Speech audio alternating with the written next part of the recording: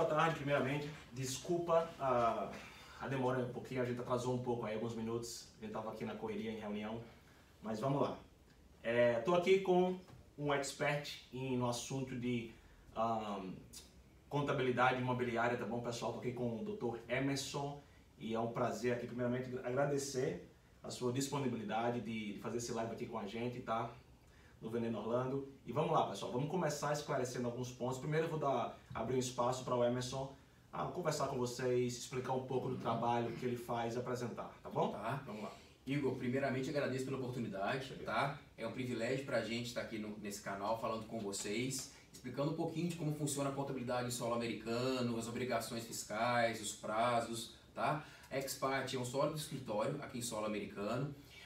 Nós somos focados no público estrangeiro, né? Então por isso do nome Expat, que remete aos expatriados, e nós temos também expertise no ramo imobiliário. Perfeito. Tá? Então hoje nós temos ajudado muitos nossos clientes a realizar os sonhos, né, junto com os nossos parceiros, de ter o seu imóvel aqui em solo americano de forma legal, de forma correta, respeitando todas as leis Brasil e Estados Unidos, né, e fazendo com que esse sonho não seja um sonho que te dê uma dor de cabeça, pelo contrário, seja um sonho que te dê muita tranquilidade. Excelente. Emerson, vamos aqui para o nosso primeiro tópico, abertura de empresa na Flórida. Ok. Essa é uma questão muito, na verdade, muitos clientes, né, nos perguntam sobre isso. Eu sempre aconselho conversar com um profissional do ramo para um melhor esclarecimento. Sim. Então vamos lá. O que é que um cliente, um estrangeiro, brasileiro no nosso caso, precisa, Emerson, para abrir uma empresa aqui na Flórida? Requerimentos, documentação. Primeiramente, ele pode abrir uma empresa aqui na Flórida sendo estrangeiro? Ok. A primeira coisa que a gente tem que começar a pensar quando se fala assim investimento em solo americano é como investir de forma segura. Né? Então, o processo de abertura de empresa na Flórida especificamente, ele é muito simples. Né? Quando eu comento com os clientes a burocracia que é para se abrir uma empresa nos Estados Unidos, os clientes até falam, mas é só isso? Exatamente. Né? Então, basicamente, o processo de abertura de empresa na Flórida, nós precisamos de um formulário, tá? Que é o formulário interno da Expat, na qual vocês vão informar para a gente a sugestão de nome, para que a gente possa fazer uma pesquisa de viabilidade, tá? Para saber se existe aquela empresa com aquele nome ou não, o passaporte, tá? Para validarmos os nomes, e seria basicamente isso. Tá? Então o processo de abertura ele é rápido, com uma semana a empresa está constituída, diferente do Brasil, tá? Que eu também somos contadores no Brasil também. No Brasil nós sabemos que é um pouquinho mais burocrático. Com certeza, tá? Com certeza. Então é um processo simples e descomplicado. Muito bom. Em relação ao CNPJ, chega com quanto tempo? Você abre uma empresa, com quanto tempo chega o WIN number? Isso. Aqui também nós temos o CNPJ, que nós chamamos de EIN, que é o Employer Identification Number. Geralmente ele chega em até 7 dias, de 7 a 15 dias. Tá? Infelizmente agora a gente passa por um shutdown, uma paralisação, tem demorado um pouco mais. Mas geralmente em 15 dias a empresa já está pronta para operar. Perfeito, perfeito, perfeito. E claro que essa primeira pergunta, na verdade, porque abrir a empresa é algo que muitos clientes que estão adquirindo imóveis aqui em Orlando, seja lá um imóvel residencial que você esteja de mudança domiciliar com sua família, seja um imóvel de férias, né, voltado para o investimento, mas a maioria do cliente, eu sempre sugiro abrir uma empresa e colocar o seu imóvel em nome dessa empresa. Certo. Porque existem algumas razões, né, Emerson? Claro. Eu gostaria que você tocasse nesse ponto, nesse aspecto aí. Tá. Qual o benefício de ter o imóvel dentro da sua empresa ou, né, escriturado pela empresa? Perfeito. Aqui em solo americano, nós costumamos dizer que é o país que nós temos um número alto de claims e de processos, né? Então, o imóvel estando abaixo de uma pessoa jurídica, nós restringimos o patrimônio, né? E deixamos esse imóvel abaixo da pessoa jurídica. E o imóvel não fica exposto na pessoa física. Né? Então, tudo que acontecer naquele imóvel, ele fica restrito à pessoa jurídica e não à pessoa física. Vou dar um exemplo para você, Igor. Vamos supor que compramos um imóvel com o Igor e essa casa está em nome de pessoa física. Perfeito. Tá? Aqui acontece furacão. Né? Em setembro a árvore caiu na casa do vizinho, né? O vizinho se sentiu ofendido e vai abrir um claim contra aquela pessoa. Se o imóvel está em nome de pessoa física, as partes envolvidas naquele processo vai ser a pessoa física dona do imóvel. Se o imóvel está abaixo da pessoa jurídica, toda a movimentação acontece pela pessoa jurídica, não chega na pessoa física dos sócios. No Brasil, nós temos um termo chamado despersonificação da pessoa jurídica, na qual todos os claims chegam na pessoa física. Aqui não. O que é pessoa jurídica fica restrita à pessoa jurídica, não transpassa para as pessoas físicas. Isso é muito importante, muito importante. Isso evita muita dor de cabeça. Evita. E nós chamamos de proteção patrimonial. Então, quando fala assim, por que não abrir uma LLC? Né? A sigla LLC, ela significa Limited, de limitado, Liability, de responsabilidade civil, Company. Então, é uma empresa limitada de responsabilidade civil. Né? Ou melhor, uma empresa de responsabilidade civil limitada. Que é algo também que a gente vai tocar. Vamos. Explicando as diferenças entre LLC, Limited Partnership e Corp. Ok. Tá? Ok. Então, quantas razões você falou, Emerson? Já? Então, falamos da abertura da empresa, da blindagem patrimonial. Né? Então, o imóvel ele fica abaixo da pessoa jurídica e tudo que acontecer naquela propriedade fica restrita à pessoa jurídica. Não é transferido para as pessoas físicas. Perfeito. Tá? Respondendo uma pergunta que eu estou vendo aqui, pessoal, com certeza, você vindo como turista, tá, para os Estados Unidos, para Orlando especificamente, você pode abrir uma LLC, justamente o que a gente está comentando aqui, explicou os documentos que você precisa para abrir essa empresa aqui e adquirir um imóvel com ela, comprar negócios, fazer o que você bem entende. Sim, e só complementando a fala e essa pergunta que nós tivemos, que ela é muito recorrente e interessante, qualquer pessoa, independente do visto, pode investir em solo americano. Tá? Então qualquer pessoa pode comprar uma cota da Google, da Microsoft. Então investimento em solo americano não fica restrito ao visto. Tá? Perfeito, muito bom. A outra coisa também, Emerson, que vai em conjunto com isso é justamente o Tax ID Number, né? Isso. O IT Number. O tão famoso. Tão famoso IT Number. Que todo estrangeiro comenta sobre isso e quer adquirir. O que é isso, Emerson? Explica para nós o que é esse número, para que serve, quais são os benefícios que te traz. Vamos lá. Então, quando fala-se em Tax ID, nós temos duas ramificações. O Tax ID da empresa e o Tax ID da pessoa física. O Tax ID da empresa, como nós mencionamos, chama-se EIN, que é o CNPJ da companhia. E o Tax ID da pessoa física chama-se IT Number, que é um número fiscal para o estrangeiro. Tá? O Tax ID ele surgiu pela Receita Federal Americana com o propósito de declaração de imposto de renda. Tá? Porém, o mercado percebeu que muitos estrangeiros que investem em solo americano precisavam abrir suas frentes de negócio, construir seu crédito ou até mesmo vender a propriedade. E o ITIN hoje ele serve para outras finalidades. Mas ele foi criado pela Receita Federal Americana, que chama-se IRS, com a finalidade de declaração de imposto de renda. Muito bom. Tá? Então, pegando um pouquinho do gancho dessa pergunta, a pergunta que eu sempre ouço aqui no escritório é: qualquer pessoa pode ter o Tax ID? Boa pergunta. Né? Boa pergunta. Qualquer pessoa pode aplicar para o Tax ID? Não. Para aplicar para o Tax ID, eu tenho que mostrar para o governo que a pessoa tem aquela... Primeiro, ou ela teve renda em solo americano, vai declarar impostos, ou ela possui um imóvel, tá? Ela está vendendo a propriedade, então ela possui um imóvel, né? Qual mais? Ou ela participa de uma empresa de solo americano. Tá? Então a gente tenta encaixar a necessidade do Tax ID dentro de uma regra. Perfeito, tá? perfeito. Não tendo essa possibilidade, olha, eu preciso do Tax ID para outra finalidade. Então você vai ligar para a Expat e nós vamos entender a necessidade e tentar encaixar. Então não é chegar, eu preciso do Tax ID e faz um para mim, não. Não. Existe um propósito, Existe né? um Que propósito. a empresa de contabilidade, no caso Sim. Expat, vai lhe auxiliar e lhe encaixar justamente onde deve ser. Exatamente. Né? Então nós vamos avaliar se aquele Tax ID se encaixa ou não naquela situação. Perfeito, tá? Perfeito. Outra questão, outro ponto muito falado, né, pessoal, é justamente a questão do imposto de renda, né? Sim. Como funciona aqui nos Estados Unidos, imposto de renda para pessoa jurídica, pessoa física, como isso, qual o vínculo, né, que esses dois impostos têm. Também queria que você tocasse na bitributação entre o Brasil, o empresário tem uma empresa no Brasil, quer adquirir um imóvel aqui, como é que fica isso? Tá bom. Você tocasse nesse aspecto. Tá bom. Então vamos lá. Como funciona o pagamento de imposto em solo americano? Tá? Nós temos dois modelos tributários. O modelo que acontece para o residente, pessoas que residem em solo americano, tá? E indivíduos não residentes. O indivíduo não residente, proprietário de uma casa, né?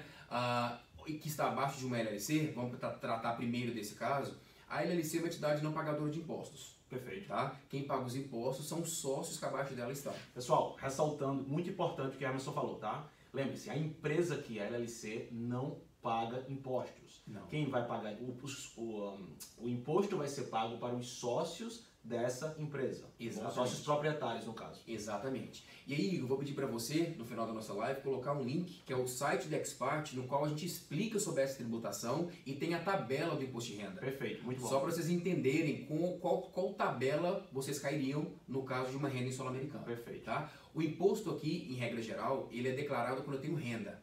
Tá? O que é renda? Receita, rendimentos, dividendos, receita de aluguel, tudo isso é classificado como renda. Se eu não tenho renda em solo americano, eu não tenho que falar de imposto de renda. Tá? No Brasil, nós declaramos bens e direitos. Tá? Então, na nossa declaração de imposto de renda do Brasil, nós temos uma fichinha de bens e direitos. Aqui não, a não ser que o bem e direito me gere renda. Por exemplo, se eu tenho uma casa de aluguel, ela entra no imposto de renda. Ela entra como renda. Agora, se eu tenho uma casa de moradia, ela não entra no imposto de renda, porque eu não gerei renda. Se eu sou Uber, eu declaro meu carro, porque o carro me gera renda, mas o meu carro próprio não entra no imposto de renda. Perfeito, Tá? perfeito. Então, basicamente, pessoal, fazer um resumo aqui, um profissional falando o que a gente entendeu, vamos lá. Basicamente, um LLC, tá? A empresa não paga o imposto, esse imposto é repassado para os sócios proprietários, e os sócios proprietários vão ter alíquotas, tá? Vão ter taxas, né? Que a gente chama de tax bracket, né? Sim. Digamos que, sei lá, você paga 15%, 20% de imposto. Voltamos. Ok.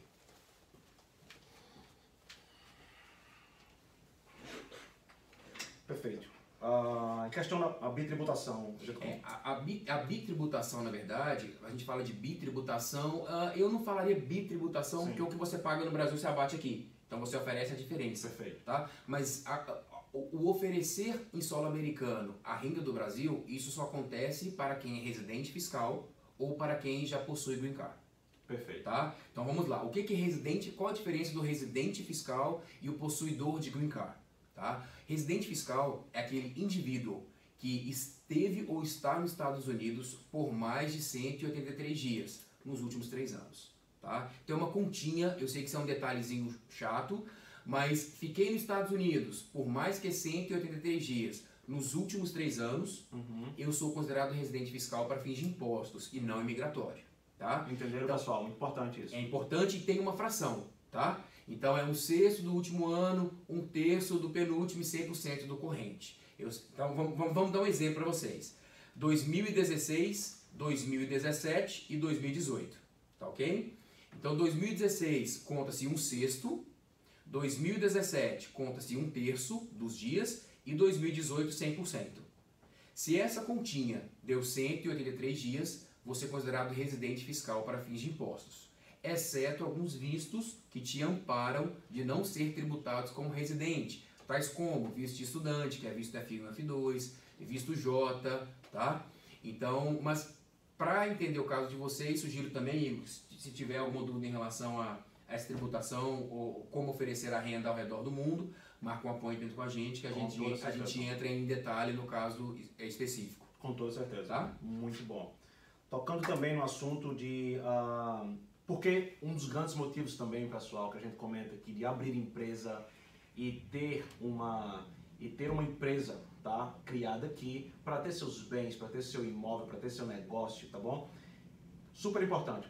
Proteção patrimonial. Proteção patrimonial. É algo que a gente toca bastante. Parte muito na tecla. Exatamente. Queria que você explicasse um pouco para o pessoal que está nos assistindo agora. Tá. Então vamos falar um pouquinho do que é a proteção patrimonial, né? A proteção patrimonial é realmente ter o imóvel abaixo de uma empresa te limita de qualquer... Okay? Então, só retomando, a proteção patrimonial é realmente proteger o patrimônio de possíveis claims, de possíveis responsabilidades que sejam transferidas para a pessoa física de vocês. Tá? Então, vou dar um exemplo para vocês. Eu comentei no início, mas vamos lá, tem mais pessoas chegando agora também, sejam bem-vindos. O imóvel está no nome de pessoa física. Então, quem responde civilmente e criminalmente são as pessoas físicas donas do imóvel. O imóvel está abaixo de uma LLC, de uma companhia, quem responde é a companhia e não as pessoas físicas. Isso é muito importante, muito pessoal. Importante. Vou citar um caso para vocês aqui que acontece em um exemplo, você tem uma empresa aqui, você tem a LLC a sua criada, tá? O imóvel, você tem um imóvel de férias aqui nos Estados Unidos, que ele gera uma renda em dólar, tá bom? E vamos lá que esse imóvel tem muitos hóspedes e tem uma frequência grande de crianças entrando na piscina, tudo aquilo. Pode acontecer um acidente com alguma criança dessa, infelizmente, o que vai acontecer? Existe uma proteção pessoa física contra você, porque o imóvel está em nome da empresa. Quem vai responder por algum... apesar do imóvel ter seguro, mas quem responde é a sua empresa. Isso. Entendeu? Então isso lhe blinda dentro da lei de eventuais danos que podem acontecer. Então é muito importante. Então quando a gente fala de proteção patrimonial, é por quê? Porque senão a pessoa física fica responsável por qualquer claim. Qualquer danos. Qualquer danos que aconteça, quem vai responder é a pessoa física. Isso está abaixo da companhia, essa blindagem patrimonial que ela acontece, e é um pouquinho diferente do Brasil. No Brasil nós temos aquela, chama-se despersonificação da pessoa jurídica. Então você pode ir até a pessoa física. Exatamente. Aqui não. O que acontece é separado. O que acontece na jurídica fica na jurídica, o que acontece na física fica na física. Então é preciso entender isso bem, pessoal. Indo nesse mesmo segmento aí, na mesma tecla, a taxa de sucessão, super importante também. Em caso de... O Emerson pode falar com mais precisão. Claro. Né? Vamos lá. Assim como no Brasil, nós temos também aqui o imposto de sucessão. No Brasil chamamos de TCMD, né? O imposto de transferência de causa-mortes. Aqui nós chamamos de Death Tax, que é o imposto sobre a morte, ou Estate Tax, tá? Este imposto ele é de 18% a 40% sobre a cota do ausente, tá? Então como funcionaria o cálculo desse imposto? Eu tenho um imóvel, eu e mais uma pessoa, e um dos dois falece, tá? Um imóvel de $500 mil, por exemplo. Então, eu tenho 18% a 40% em cima de 250 mil. Vamos lá de novo. Comprei um imóvel de $500 mil, duas pessoas, A e B, 250 de A, 250 de B. Perfeito. A falece, eu tenho, o B vai ter 18% a 40% para receber aquele imóvel em nome dele. Com certeza. Tá? O estrangeiro não residente tem apenas uma dedução de $60 mil. Tá? Então, seria os 500 mil... dividido por 2, 250, menos 60 mil dólares, aplicaria 18% a 40%. Perfeito. Tá? Perfeito. Uma tabela progressiva. Né? Então, um dos benefícios também que nós falamos do imóvel estar abaixo da pessoa jurídica é que nós podemos diluir cotas. Perfeito. Então, nós demos um exemplo do imóvel onde está o papai e a mamãe. Certo. Mas essa família possui 4 pessoas, ou 5 pessoas. Vamos colocar 5 para ficar mais fácil no nosso exemplo. Tá? Então, o imposto de sucessão como seria? Ao invés de eu ter uma base de 250 mil do papai e da mamãe, eu tenho uma base de 100. Perfeito. Porque eu coloquei 100 para a mamãe, 100 para o papai, para o Joãozinho, para a Maria e para o Rafael. Exemplo, tá? Então, $100 mil menos 60 da dedução padrão, eu tenho uma taxa, uma base de cálculo apenas de 40. Perfeito, fantástico. Então, mas o que eu gosto de frisar é diluir as cotas de uma companhia não te exime do pagamento de imposto, mas minimiza. Então você não fica isento, mas você paga menos. Entenderam, pessoal? Tudo que a gente está dizendo aqui são dicas assim que vocês devem assimilar. São super dicas, na verdade, tá bom? Para você não ser pego de surpresa aqui e evitar possíveis estresses. Exatamente. Tá, então é isso aí. Vamos continuando. Vamos lá. Emerson, diferença, por que um estrangeiro deve abrir uma LLC e não abrir uma Corp, né? Tá. Ou uma Limited Partnership. Ok. Qual a diferença entre elas? Vamos lá. Nós temos alguns modelos mais comuns de societários aqui em solo americano, onde nós falamos das LLCs, C-Corps, que são as corporations, das S-Corps, correto, tá? Que são as small corporations, e a Limited Partnership. Tá? Segura só um pouquinho. Tá. Não, a sucessão, amigo, a taxa de sucessão quando um dos proprietários vai a óbito, tá bom? Quando acontece um falecimento na família, digamos que o imóvel, os proprietários, pai e a mãe, digamos. O Emerson pode esclarecer melhor. Claro. Exato. Existe uma... A taxa de sucessão acontece quando um dos proprietários falece, tá? Então vamos dar um exemplo de novo. Quem é a pessoa aí para direcionar direto para ela? Garneiro Imóveis. Garneiro, então vamos lá. Vamos dar um exemplo novamente. Esse imposto acontece na transferência de posse, tá? Então, o imóvel são de 2 pessoas e uma das pessoas faleceu, veio a óbito, tá? Então, nós temos imposto de sucessão na alíquota de 18% a 40% na cota do ausente. Perfeito. Tá? Então, faleceu uma pessoa, aí a gente vai ter que avaliar o imposto de sucessão. O estrangeiro não residente, ele tem apenas 60 mil de exclusão. Tá? Então, tem que realmente tomar cuidado para não ser pego de surpresa. Gustavo, respondendo sua perguntinha aqui, dê uma pausa aqui no que a Anderson ia falar. Com certeza, se você for comprar um imóvel aqui para fazer o Airbnb, que você está mencionando aqui, Gustavo Corman. Então, se você for comprar um imóvel para fazer o Airbnb, né, a famosa casa de férias, com certeza, nós aconselhamos você a deixar o imóvel em nome da pessoa jurídica, não é LLC, tá bom? O financiamento, se você for financiar o imóvel, também não sei, vai sair em nome de pessoa física. Quando você for transferir o título, a escritura faz em nome da jurídica. Ok, perfeito. Ele pergunta aqui, o Garneiro, se eu passar o imóvel quando estiver vivo, pago algo para os filhos? Não, para os filhos não, tá? O que nós temos que avaliar, e nesse caso tem que entender um pouquinho da sua estrutura, caso tenha transferência de posse ainda vivo, existe um impostozinho de 0,7 que é pago, chamado Stamp Tax, sobre a transferência de posse, tá? Então aí eu teria que analisar com você o melhor modelo para ver se a gente consegue minimizar também esse impacto tributário. É possível minimizá-lo, tá? Diego, entrando aqui nessa última pergunta, antes que a gente volte para o tópico aqui para a gente continuar, qual a porcentagem do retorno de investimento mensal? Isso é muito relativo, Diego, tá bom? Na verdade, existem vários tipos de resorts, vários tipos de condomínios aqui em Orlando, e o desempenho, o rendimento de um imóvel aqui vai variar, tá? Tem 2 a 3 coisas que, primeiro, localização, estrutura de resort e decoração, tá bom? Essas 3 estão indo bem. Existem alguns imóveis aqui que você consiga uma taxa entre 7 a 10% de retorno anual, a depender do imóvel, tá bom? Mas isso você pode me procurar e a gente pode trocar uma ideia. Vamos seguindo aqui com o papo aqui com o Emerson. Perfeito.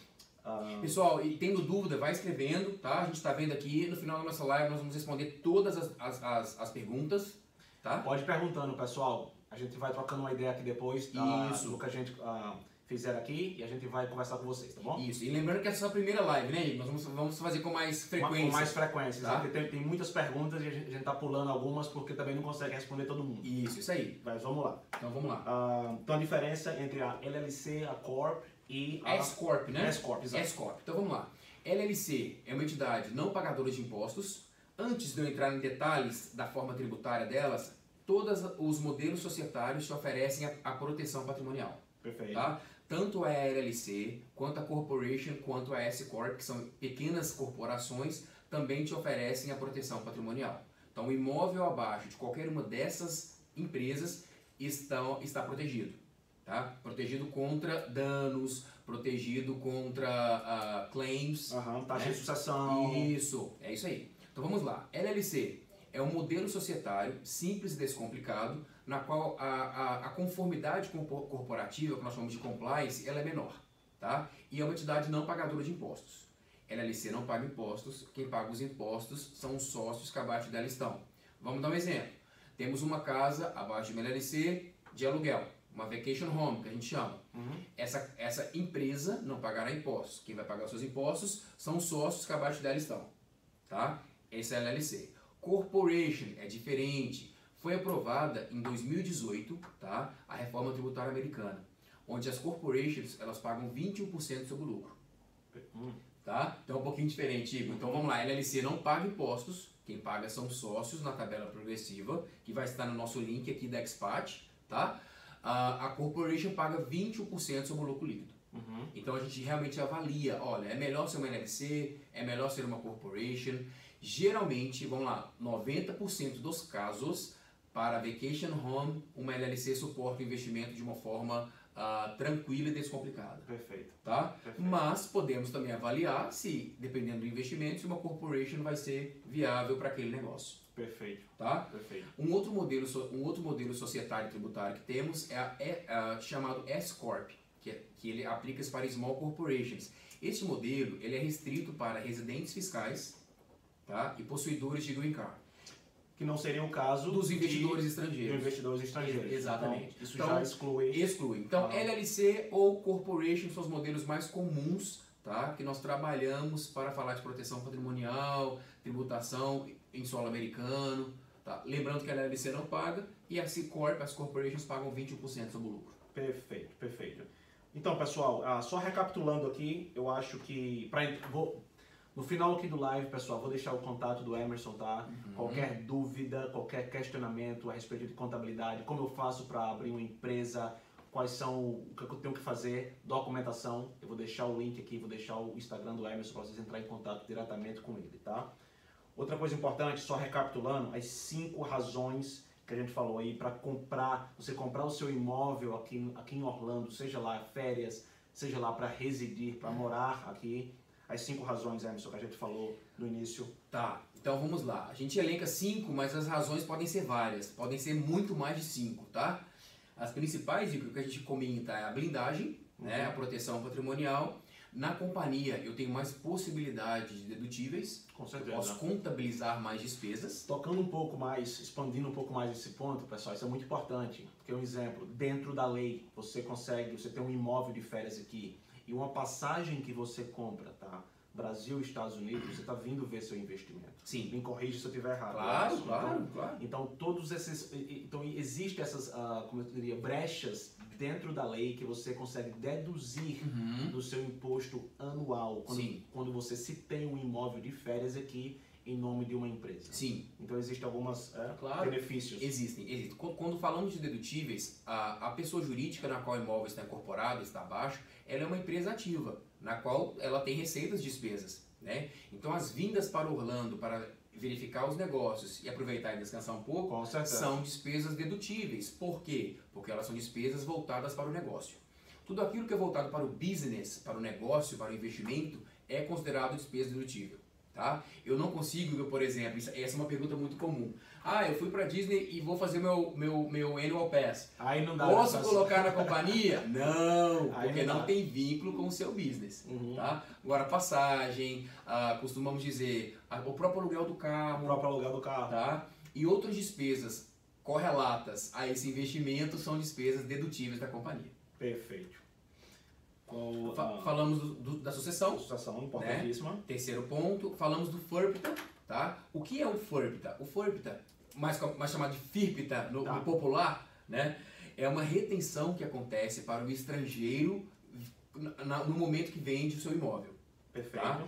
Então, o estrangeiro, como que acontecia aqui, Igor? Acontecia muito que as pessoas físicas compravam seus imóveis, tá? Estrangeiras, e ao vender o seu imóvel, não pagavam seus impostos. Exato. Tá? Então aqui também nós pagamos os impostos sobre ganho de capital. O que é o ganho de capital? Valor de compra menos valor de venda. Né? Comprei um imóvel, digamos, um exemplo. Comprei por 100, vendi por 200. Teria um ganho de capital. Realizei um ganho de capital, pessoal, de 100 mil. Exatamente. Acontecia que o estrangeiro não residente vendia o imóvel e ia embora. Sumia no mundo. O governo americano criou esse mecanismo chamado FIRPTA, no qual ele retém 15% do valor bruto da venda para garantir que o estrangeiro não vai sumir no mundo e não vai pagar os seus impostos. Que vai cumprir com o seu, né? Que vai cumprir com suas obrigações. Exatamente. Tá? Então, o imóvel estando abaixo de uma pessoa jurídica, tá? E é um dos motivos no qual a gente tenta isentar o FIRPTA na venda do imóvel. Fantástico. Tá? Existem algumas limitações, existem regras para isso. O FIRPTA é um processo realmente que precisa ser estudado, mas a LLC ou a Corporation, dependendo do caso, pode te ajudar a ficar isento dessa retenção. Muito interessante. Tá? Então, essa é uma das grandes razões, pessoal. Sim.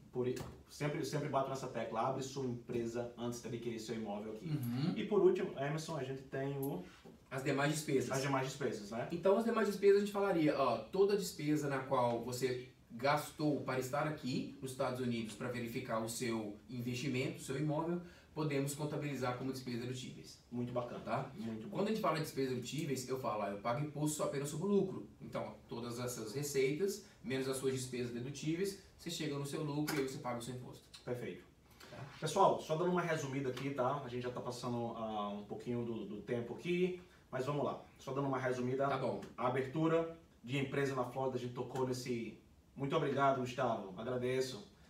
Obrigado, Gustavo. Estamos à disposição. A abertura de empresa na Flórida, tá bom? A gente tocou no assunto. A Emerson explicou que tipo de documentação você precisa para abrir a sua Corporation aqui, a sua LLC, tá bom? Perfeito. Entre em contato com a gente, entre em contato comigo, com o Emerson. Sim. A gente trabalha em parceria aqui, tá bom? Será um prazer ajudá-los. Com certeza. As 5 razões, existem mais razões, mas as 5 principais de por que você montar uma empresa e adquirir um imóvel, tá bom? Em nome dessa empresa. A obtenção do Tax ID Number, é super importante para nós estrangeiros, tá bom? Imposto de renda pessoa física e jurídica. A proteção patrimonial e as diferenças entre as empresas, LLC, S-Corp e Limited Partnership, tá bom? Pessoal, eu queria abrir um espaço agora para perguntas e respostas. Eu não sei se o Emerson tem mais alguma coisa para acrescentar para vocês. Eu costumo dizer que as consultorias de novos negócios é um brainstorm na cabeça de vocês, é uma chuva de informações, tá? Mas é assim mesmo. E aos pouquinhos vocês vão assimilando os conceitos, porque é novo. Aquilo que é novo realmente... O bom é que esse live vai ficar gravado, pessoal. Vou colocar no YouTube, no Vendendo Orlando lá, Isso. o Expat também. Então Vamos colocar. Vocês têm como voltar, tem como, entendeu? E aí assistir novamente, porque é muita informação. É muita informação. Mas qualquer dúvida, os nossos contatos vão estar aqui, tá? E o canal é aberto. Beleza, vamos só ver aqui qual a taxa de retorno, você passou no caso do planejamento pré-imigratório, Deixa eu falar um pouquinho para o Gustavo do planejamento. Gustavo, aqui nos Estados Unidos, nós somos bem restritos em relação aos assuntos imigratórios, tá?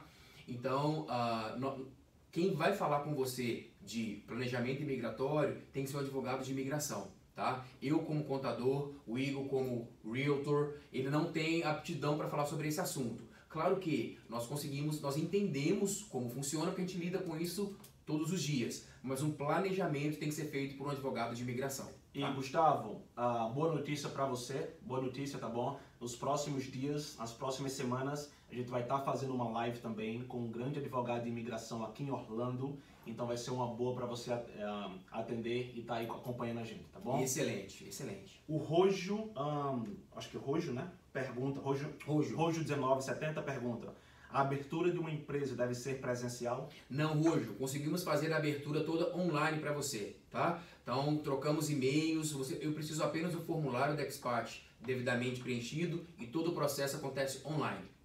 O Matheus pergunta: essa taxa de 15% na venda do imóvel fica retida até a venda do imóvel?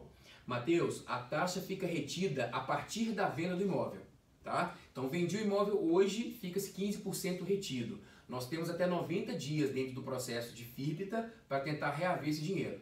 Tá? Essa taxa FIRPTA, Matheus, só se aplica no caso estrangeiro, né? Vocês, Sim. no caso, comprando só quando a execução da venda do imóvel. Entendeu? Isso. Vendi o imóvel, sou estrangeiro, eu me encaixo no FIRPTA. Isso. E aí, como você tem uma LLC aberta, você vai ter algumas brechas que você consegue evitar esse hold, Exatamente. Essa retenção de 90 dias. Exatamente. Mais ou menos isso. É isso aí, Matheus. Matheus, mas o FIRPTA, ele é um processo um pouquinho realmente confuso. Escreve para mim, pergunta suas dúvidas e eu entro em contato com você, tá? Para te explicar como funciona. Então, pessoal, mais alguma pergunta? A gente fica aqui aguardando as perguntas. Eu acho que a gente está respondendo a grande maioria aqui. E lembrando, pessoal, que a gente estava combinando, eu e o Igor, nós vamos fazer outras lives para vocês, porque as perguntas são recorrentes, não existe pergunta sem razão, todas as perguntas são válidas quando se trata de investimentos entre países desconhecidos, digamos assim. Existem muitas dúvidas? Muitas dúvidas, a gente está aqui para isso. Qual o e-mail e contato do profissional? Vamos colocar para vocês. Vou passar para vocês agora, tá Perfeito. bom? Assim que terminar a live, já estou passando, vou deixar Instagram, vou deixar todos os contatos. Fica tranquilo. Eu acho que, Emerson, isso conclui a nossa live. Boa pergunta. Garneiro Imóveis. Qual o custo para abrir uma LLC aqui, Emerson? Depende do modelo societário, depende do investimento. Sim. Tá? Sim. Então, isso é o Garneiro? Garneiro, eu mando para você um e-mail explicando um pouquinho do que a gente conversou, com uma tabela de preço do escritório, como a gente pratica, tá? Exatamente. Isso vai de caso para caso também. Vai de caso para caso. Entendeu? Entrei agora e não sei o que foi mandado. A diferença de ter imóvel na pessoa física e na jurídica. Quer dar um resumo? Vamos. Ó, R4T75. R4 T75. Isso. Bom, nós falamos um pouquinho dos benefícios de ter um imóvel na pessoa física e na jurídica, tá? A pessoa física você fica exposto a certos riscos, na jurídica você minimiza. Falamos também dos benefícios que o imóvel sendo abaixo da pessoa jurídica, você tem a possibilidade de dedutíveis, a possibilidade também da diminuição da taxa de sucessão, e falamos também que você tem a possibilidade de deduzir mais despesas na pessoa jurídica do que na pessoa física. Existe vários, e a gente foi tocado aqui, R4T75, existem vários benefícios, na verdade, e vários motivos para você adquirir um imóvel em nome da pessoa jurídica, tá bom? Esse live vai ser gravado, vocês podem voltar, assistir quantas vezes você quiser, tá bom? E... O R4T75, essa mudança para LC pode ser feita a qualquer tempo? Sim, a qualquer tempo, tá? Lembrando que, caso tenha sido alugado em pessoa física, nós, de janeiro a março, teremos receita na pessoa física. Se for alugado de abril para frente na pessoa jurídica, teremos rendimento na pessoa jurídica. Aí a gente avalia o melhor cenário tributário para vocês, tá? Pessoal, só para ressaltar aqui, a gente vai estar fazendo outros lives, tá bom, com o Emerson. É muita dúvida, é muita pergunta. Sim. A gente não consegue responder todas aqui. A gente está na correria, como vocês também estão. Então, Emerson, eu queria primeiramente agradecer aqui. Foi um prazer ter você aqui com a gente, tá bom? E pessoal, mandem suas perguntas, suas dúvidas pro Emerson, tá bom? E a gente vai conversando. Excelente. Valeu, meu amigo. Muito obrigado, tá? Até mais, tchau. pessoal.